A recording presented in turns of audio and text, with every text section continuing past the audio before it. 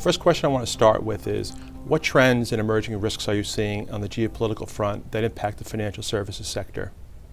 I just think one of the things we've obviously seen in the last 6 to 12 months is a lot of surprising outcomes, especially with respect to elections.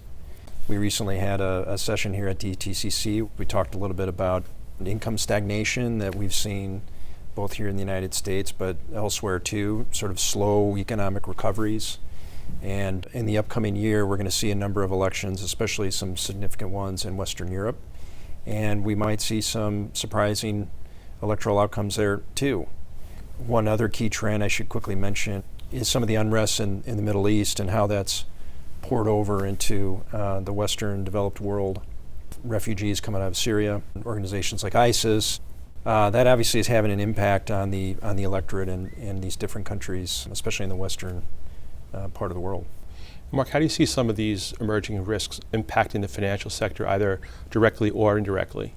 Given the fact that it's hard to predict what the electoral outcomes are, it obviously then means it's harder to predict what the policy direction will be. And to take a specific example, there's been considerable work that's gone into responding to the G20 reforms over the last 7 or 8 years now.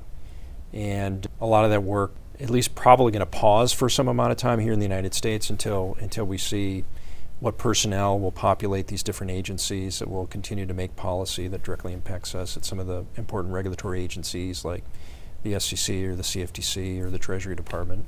One question I have is, to what degree are we going to see a continued advancement of the implementations that have been ongoing for, again, almost close to 10 years? And to what degree will that come to a halt or maybe even pivot into a totally different direction? One of the things we've talked about internally here is making sure that we're monitoring alternative sources of media. I don't think we're seeing the full picture of what's going on within an electorate in any particular country if we're consuming only the traditional media outlets.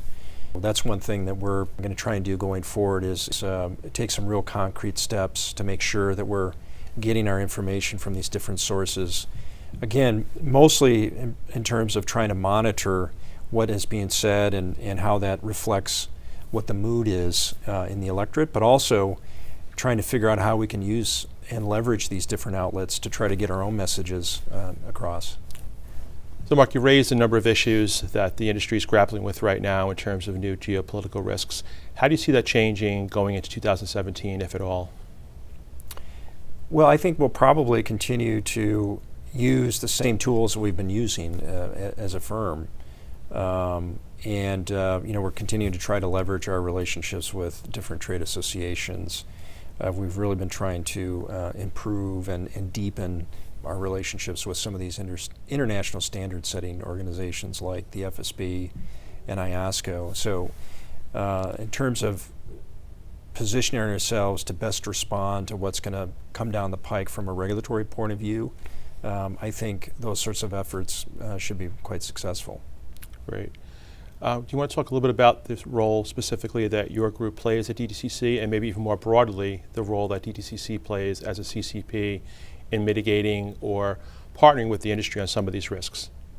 Well, one of the great things that, Mike, you and I have worked on since I joined the company is really trying to take advantage of the understanding and knowledge that our product lines have, and using that information and offering that back up to the policymaking community and constantly challenging ourselves.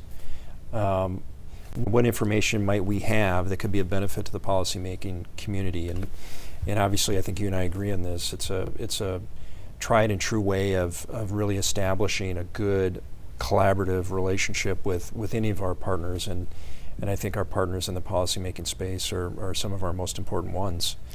And last question, is there any single risk that really keeps you up at night the most of all the things we talked about?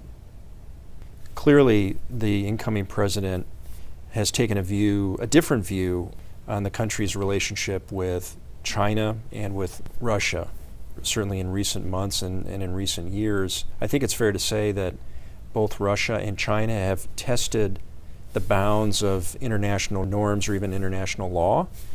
And it will be interesting to see how the incoming president, as he leads the country, might respond to those types of events going forward. And I expect that it will be a different kind of response based on what President-elect Trump has said, but it's a much different context that he'll be in once he actually takes the oath and assumes the office. So that'll be interesting to see and something to watch out for. Well, I just want to thank you for all your insights today, Mark. This has been very helpful. Thank you very much.